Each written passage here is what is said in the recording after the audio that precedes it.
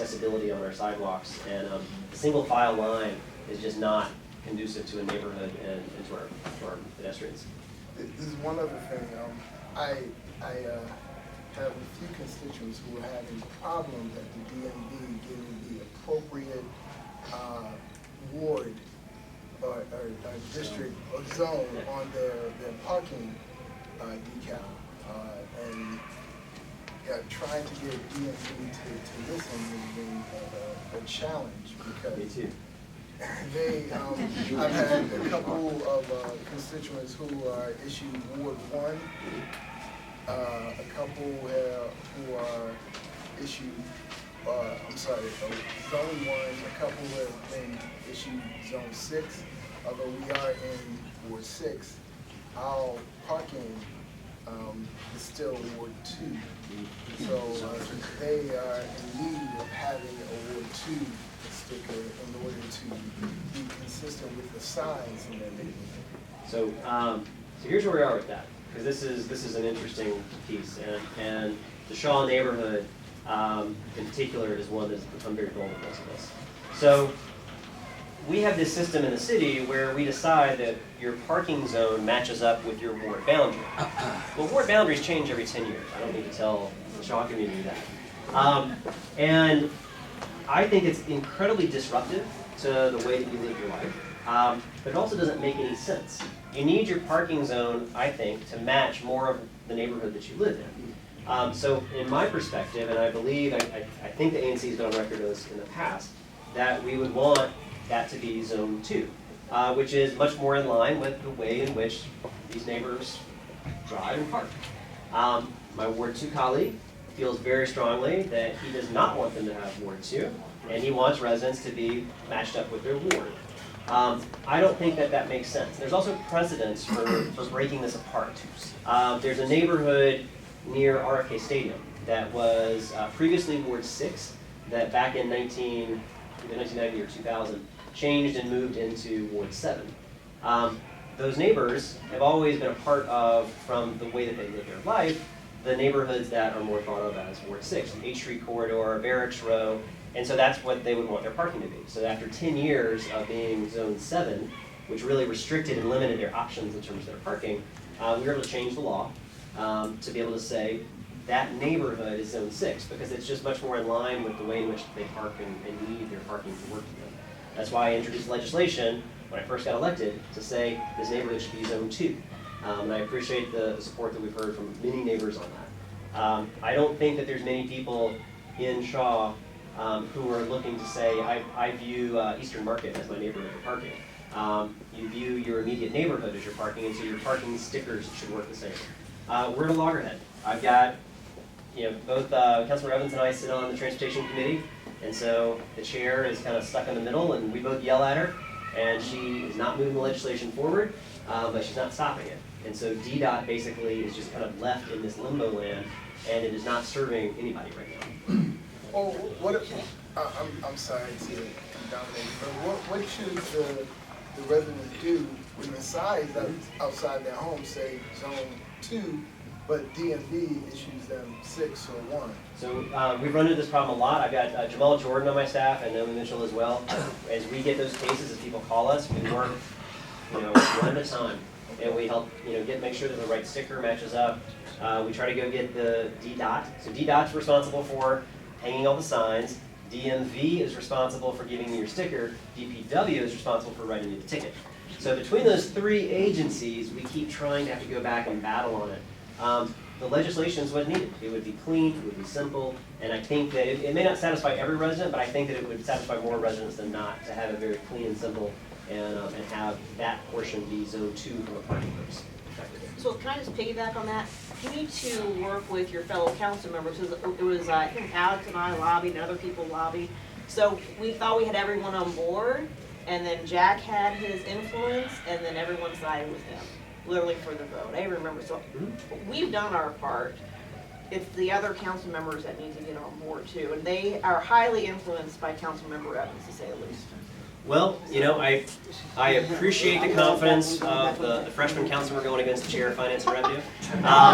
He absolutely has a lot of influence with our colleagues. I have tried to cajole and convince my colleagues of this, and by and large they agree. But then I run right smack back into the Then they fact vote that, with them though, that's it. well, I have to get it out of committee. And so if I have a committee chair who won't move it forward because she has 2 committee members that disagree on it, Mary Chay's the committee chair, I can't get it out of the committee. So that's where we are right now. I know it's not the answer you want. I'm trying to be nice and sweet as much as I can to my colleagues and bring them on board and agree with me. But this is something that is, we are at a loggerhead and it's very frustrating. I'm going back again. Like we were saying, we were Ward, Jack Adams was Ward, we were Ward 2 at first, and we were Ward 6 this area. And in Ward 2, we got a whole lot of stuff in Ward 2. Now, we Ward 6 now, it's like we like back, nothing's going on in our area. I'm saying it again. Like Triangle Field, you go out there right now, right outside. I called last week, again, this week. The field has not been cut. The grass not cut. They're supposed to put some flowers, beautiful our little neighborhood. Nothing has been done. Is that a park and rec? I believe so, Which side are we talking about? Right across the street? right outside. Yeah. Mhm. Okay. Beautify our community, okay? Cut the grass, it's not been cut. I've been calling to cut it down, do something, they're supposed to put flowers and all this stuff. The community beautified. So, yeah, I mean, let me like I help with said, that. You know, if that's something, if it's district loan land and they haven't been cutting it, let me know so we can work with DPW and if They if said they they'll don't have come the put some contract. lights and stuff again, Do you need the address, John? down here in our Do area. you know what the address Hey, look, is? we got John Stokes, DPR. Temple Court, old property. Oh, it's the Temple old, Court, old property. Temple Park. No, this used to be No. Walker Jones. And down there where Walker Jones is, the old Walker Jones, there's stuff down there, I don't know, It's on they didn't clean it up. K Across Street. the Well, so street. New Jersey. here's maybe the best way to handle this. This is John Stokes from DPR. So Naomi, on my staff, we'll follow up, John, with you as well as with the commissioner to make sure we get a full listing of the things you're talking about. And we'll work with John, with the mayor's office, with everybody and see what we can do to help solve that. If we're talking about the grass getting cut, I mean, that's part of what our city does. They're not perfect at it, you know, so we gotta work on it. And I need you to help tell me when that's not There's a whole lot happening of so we stuff can work down on it. there where the old Walker Jones is, I don't know, it's a whole lot of stuff that's down there, I don't know what it is down there. They need to come and clean it up. Do you mean the freeway? No, walking down towards Walmart, Yeah, old Walker that Jones. lot right Okay. there. that Yes, lot right down there. there, or they park down there, it's. The parking lot's absolutely city owned, so that's And absolutely. even, well, It's the a whole lot of situation stuff down there. about the parking, that Trash parking lot. and some Okay. kind of debris. So let's follow up with that so I can get the specific, because it sounds like there's several locations you're talking about.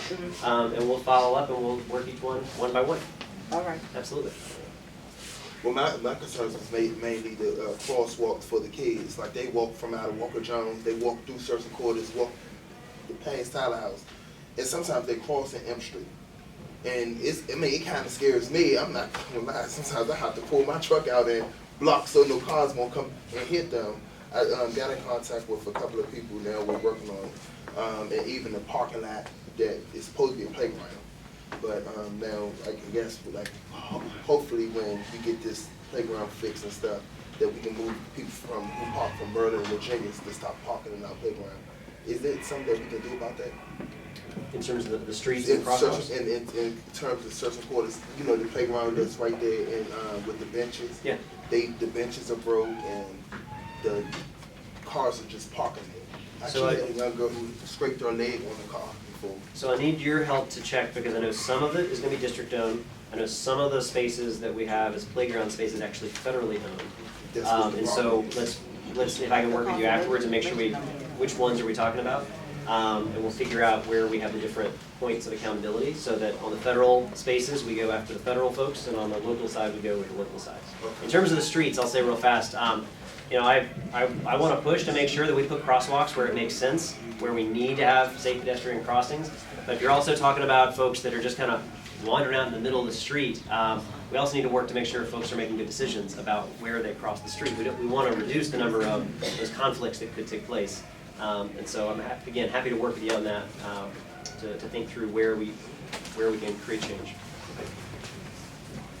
Quick question, is the council preparing to, I know the mayor's office has submitted in their budget to do, a certain amount of funding for Metro, which is clearly having its issues. Has the council, I know this will probably come up in your committee hearings, do you have any plans to address that and maybe any changes to what the mayor has suggested? Yeah, so Metro, I think I'm the only council member that rides Metro to work pretty much every day. And so it's really important to me. I mean, this is how I get to work. Took the rail this morning. I usually take the D6 line home. So having a safe and reliable metro system is incredibly important to me, just personally. And it's important to the way that we get around our city. The city budget has a substantial amount of money that we're putting into the budget for both our capital and our operations. And then we have our other jurisdictions, Maryland and Virginia, and then the federal government that help put in different amounts. Jack Evans, who is our Metro Board Chair, which is a good thing to have the DC representative be the board chair. I mean, it's hard to get a word in on any subject other than Metro right now with him. So he's very, very focused on this, which I appreciate. A couple of things that I'm concerned about. We're very, very focused on Metro Rail. Very important, okay? But we also have an incredibly important Metro bus system in our city. The way that most people move around in our city is actually with our buses. And so what I don't want to have happen is that while we're so focused on rail, which has a lot of needs, and we absolutely have to make it a big priority, I don't want to rob Peter to pay Paul, and all of a sudden we start seeing fewer buses on the roads, and we see service declining there. So our Metro rail system is very important, but it's also built out to basically bring people out of the city, or bring them from out of the city in, and then back out again. Our buses are what connect our neighborhoods, and it's the way people get to work, it's how people get to school. So our buses are something that are incredibly important. And so I'm trying to help make sure that stays a big priority through the budget. We have another piece of this has to do with the way we do oversight. And essentially, you have to have all different jurisdictions, DC, Maryland, and Virginia, get together, and they have to agree to a change, essentially, in our oversight and safety structure. We were working towards it. Now, in DC, we should be in my mind, we're full-time legislators. So we meet year-round. Virginia and Maryland, they come in for sessions, and then they're out, not in session for most of the year. They didn't get their work done in time. And so Virginia and Maryland did not get because we all have to pass the exact same bill basically for this new structure. Maryland and Virginia didn't get it in time, so they missed their session. I'm the second vice chair of the Transportation Planning Board of COG, which is kind of a multi-jurisdictional entity. I helped author a letter that said, I'm sorry, call a special session, like you need to get the job done. They're not doing that. But in my mind, we're ready to go. We need to get the other jurisdictions on board, and so that's what we're working on. That's an important part of the overall safety regime that has to happen. Okay, I don't know that we're going to be able to take questions. We still have a lot on this agenda. Charles, maybe if you wouldn't mind just being outside for the next few minutes, so if people have something they really want to ask you, they can get up and leave and ask you a question. I'm very sorry, but we do have a very tight agenda this evening. I'd be happy to. Can I make one more quick just announcement? Absolutely. One of the things that I try to do is, Ward 6 being so big, I try to basically every Friday morning, I do kind of morning coffee office hours in different corners of the ward, just try to make sure that I'm as accessible as possible, my staff is, and also that recognizing folks have lives, they work, they've got kids, so you can't always take off in the middle of the day and come down to the Wilson Building. So this Friday, I'm over at Compass Coffee on 7th Street. I can't remember the exact address. 1535, thank you. From 8 to 9:30 is when I do it in the mornings. This Friday morning is a little bit different. I know a lot of us remember Lieutenant Kevin McRae of Fire and EMS, who lost his life last year. Friday marks the anniversary of that. And we're going to be doing a dedication of a call box outside the building where he lost his life. That's going to be at 8 a.m. with the fire department. I'm going to be there at 8 a.m. My staff will be at Compass, and then I'll join, so I'll probably be there at 8:45. But my staff, highly capable, wonderful people who can help solve problems as well. But I think that's important to be there to help mark that and We help got mark you the pegged crisis. there. Yeah. And it's open, for anybody who's in the neighborhood, that event is open to the public as well if you'd like to come be there to help honor that anniversary. That'll be at 8 a.m. Right. this Friday, yeah. Thank you, sir, we appreciate it. Thank you all very much, I appreciate it. Thank you very much.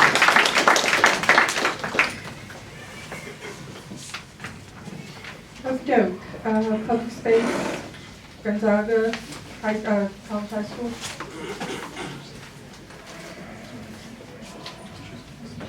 Kinship, are you here for your valet parking? He is.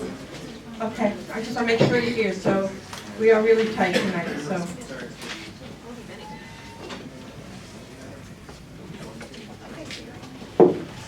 It really, I don't think it's going to make that much difference, so wherever you want to go. Thank you. My name is Phil Fuel. I'm the zoning lawyer from Gonzaga College High School. With me is Tom Emery, who is the headmaster, the school's headmaster, and Jim Rogers, who's the CFO of Gonzaga. We have a pretty simple BZA application pending. There's two pieces to it. The first is we are asking for an increase in the faculty and staff cap from 120 faculty and staff to 125. We are at 120 right now, and we just feel like we need a little flexibility if we have to add a tutor or somebody else to the staff in the next 5 to 10 years. And the second and the bigger piece of the application is to light the athletic field for practices during the end of daylight savings time toward the beginning of daylight savings time, essentially October through March, so that the various teams, there are 3 football teams, 2 lacrosse teams, 2 soccer teams, a cross-country team, all playing on the same field. And right now, Gonzaga has to bus a lot of those kids off-site, and we would like to be able to utilize the field from the hours of 5 to about 9 o'clock. We've agreed with the ANC that the lights will be completely off at 10 every night. So that's about it in a nutshell. We know we want to be respectful of your time. We do have plans. Brian Stevenson, the architect's here, if there are questions to answer. I've got a letter for you. I think everybody has a copy of their request. At the committee, the other We have other plans if anybody wants to see it. Okay. The other night, there were two questions that we had, and we want to make sure that you agreed to it.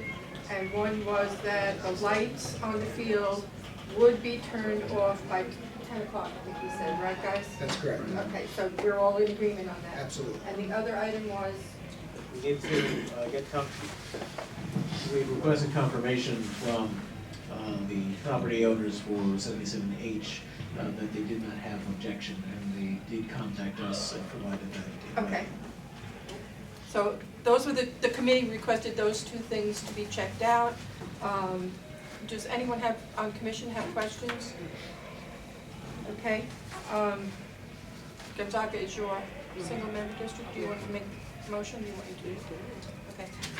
I'm going to make a motion that we accept the lighting project with the stipulation that the lights be turned off at 10. And I look for a second.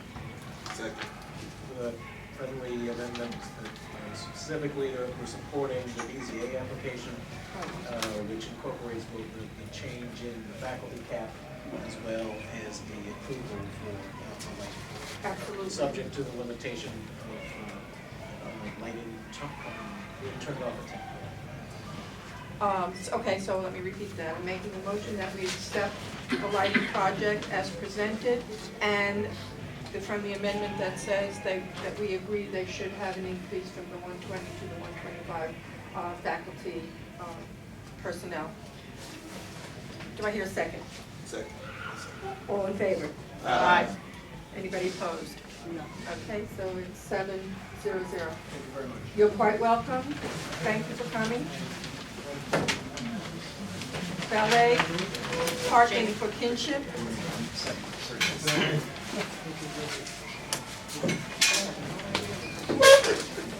You must stand up. Yep. Okay. So this is in my single member district. This is for Kinship Restaurant for their valet parking. They're seeking support for the public space request for the valet parking. Jamie, I don't know your last name. Morris. Jamie Morris is yeah. here. He is general manager of the Of Kinship, yeah. Kinship. Operations manager, yeah. Okay, so it's a pretty standard request for right in front of their restaurant, right on 7th Street. Any concerns from the commission? Not concerns, but do you have a copy of the plan? Yes, I have it right here, I'm sorry. You can, do you want to see it? So right now in this block of 7th Street, there are only 2 active entities, Kinship and Bar 7, and then Contactuality on the corner, that's it, until the rest of the development is done.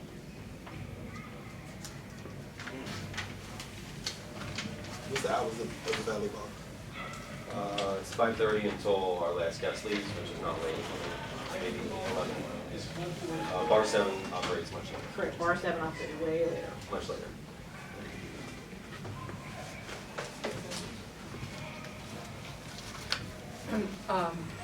Michelle, you wanna make a motion? So I move that ANC 60 supports the public space request for valet parking for Kinship Restaurant, which is located at 1015 7th Street Northwest. Seconded. All in favor? Aye. Any, are you eyeing or not? No, aye. 7-0-0 is the vote. Okay. Easy. Easy peasy. Thanks for coming. Douglas Development? This is also my single-member district. This is part of the same block where Kinship is, but the entire block, Douglas Development, is developing the 600 block of New York Avenue. So this is the request for some changes of public spaces that they're requesting. There you go. Minor.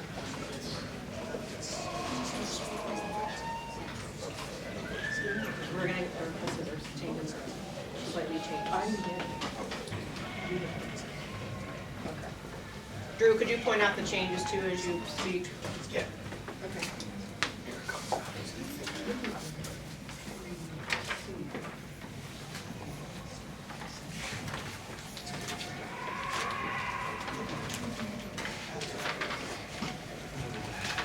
Okay, thank you all very much. My name is Drew Turner. I'm with Douglas Development. I've got Tim Arnold from Shalom Baranis, they're our lead architect on the project, and Alan Barney, they're with Dewberry, they're doing the civil engineering and the landscape plans. We are here for support on the public space improvements for the the east side of the site. Really, I think this is the best image to give everyone.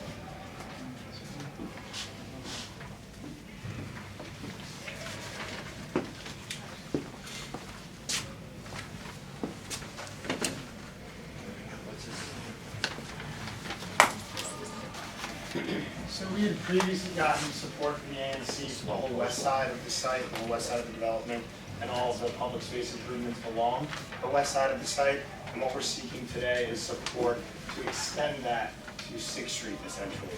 We're still surrounded by L Street, New York Avenue, and 7th Street, and we're just to extend basically the same paving pattern, the same tree tip pattern along over to 6th Street. Now I'll get into some more of the details in terms of the specifics that we're asking to if you want us to get into that, but it's also included in the package there. We're following the DDOT standard paving patterns as well as Mount Vernon Triangle, which we're in that overlay as well. So now we want to kind of just walk through what some of the additions are and the features are. Sure. As you was mentioning, we're basically extending what was previously approved on New York Avenue. We have additional 3 larger planter beds, which are similar to what we built on the across the street in the Basin building. Mirrors that, as well as 4 additional trees and 4 additional street lights. And the paving is the 2x3 concrete paving, which is also approved on the previous west side. Along L Street and 6th Street, again, we're extending the paving pattern that was approved on L Street. It was the brick paver. We have 4 additional planter beds there, the smaller type. 3 of those are actually the bioretention type to address stormwater management of the street. And along Sixth Street, the L Street streetscape wraps around, and then we have a streetscape there. There's a water line under there, so that's just gonna be, low line, landscaping supposed to. That is it in a nutshell. Okay, so the only thing I have to comment, and I've talked about this before, ad nauseum, and I've done this development, and every developer doesn't care about my opinion. The brick pavers, once they're put in, that's beautiful, that's great, but frankly, they are never repaired, and it's a disaster literally 5 years later. So that said, I know you're not gonna change that. It's a DDOT standard. I know it is, We but I pushed say it for every time, pull up a Yes. concrete truck, pour some concrete and move on. So, because you can't get the bricks repaired, you can't Big get. brick, that's it. That's it. So, but nonetheless, I support, the changes and the request for the east side. Any questions from the addition? Well, mine's with the brick, the main Okay, the brick. bricks, but Unless we all fall down and kill Yes, ourselves. right. toe clunkers. Okay, Heels. you're making a motion, Michelle? So I move that ANC 6E support the additional public space requests for the east side of 655 New York Avenue Northwest. Second. All in favor? Aye. 700. Thank you, gentlemen. Thank you.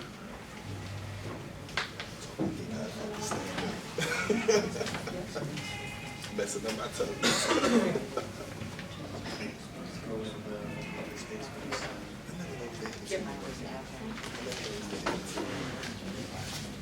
We have one additional public space application that just arrived today, but it's related to the item that Councilmember Allen mentioned, the memorial call box that is going to be dedicated on Friday at the southwest corner of 7th and O Street is northwest. It's only a public space permit to authorize the installation of that call box in that location. The application's here if anybody wants to take a look at it. Pretty simple.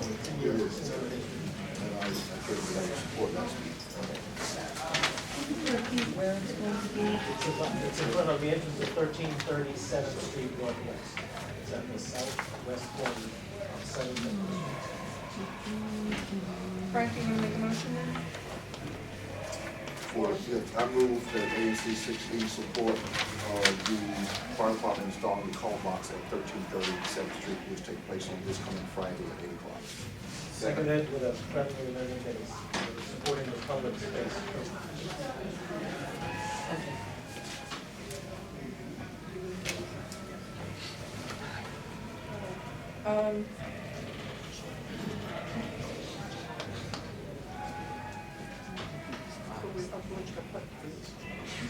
Oh, I'm sorry, the motion's been made and properly seconded. All in favor of supporting for the call box? Aye. Anybody opposed? No, so it's 700, Ken.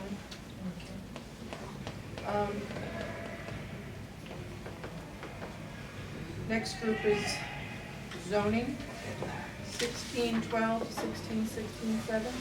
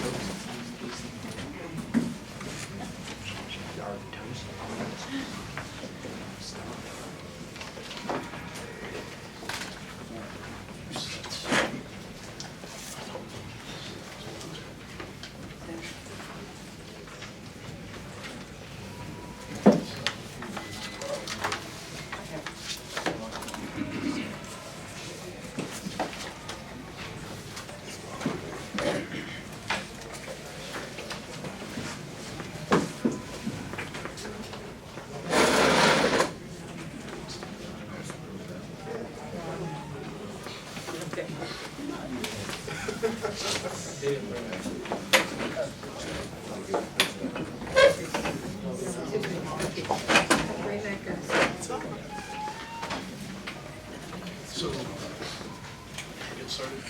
We are seeking zoning relief in 3 areas of this project.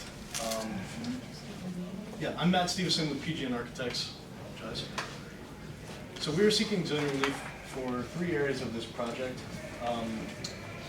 Second floor lot occupancy, as we presented last week, we're 4% over what is required or what would be allowed. That's being caused because along the storefront, this is a historic storefront. We're trying to activate the storefront. We'd like to have retail along there, and it's actually going to be 2-story retail, at least on a substantial portion of it. So we've had to push more of our residential density into the back of the project, which is making our second floor a little bit larger. So we're seeking 4% relief on that floor. Because it's a historic building, we've been working with the Historic Preservation Review Board. You can see in the section, we're actually setting the addition to the building 25 feet back from the street, which is again pushing the density towards the rear of the property. So we're seeking rear yard relief, and then we're seeking parking relief. We're providing 2 spots, but that is less than what would be required by right. But we are kind of pinned in a little bit because of the historic nature of the property and the amount of the historic buildings that we're preserving and renovating and restoring.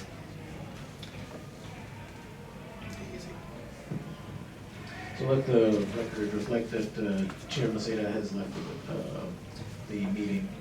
This project is in my single-member district, and there's been significant discussions with the residents of the 1600 block of 8th Street, which share an alley with the property. Mr. Brodsky, the property owner and developer, has conceded a great number of issues to make this a better project. Has been working very closely with the Historic Preservation Office staff, and has actually now requested an extension of the date for the presentation to the Board of Zoning Adjustment to allow for some further consultation on the design. There is an agreement between the Central Shaw Neighborhood Association and Mr. Brodsky, which codifies all of the points that have been discussed in terms of the addition of 2 parking spaces. Normally, I would not be in support of a project that doesn't provide the maximum parking possible, but this is from the historic district. It's a historic project.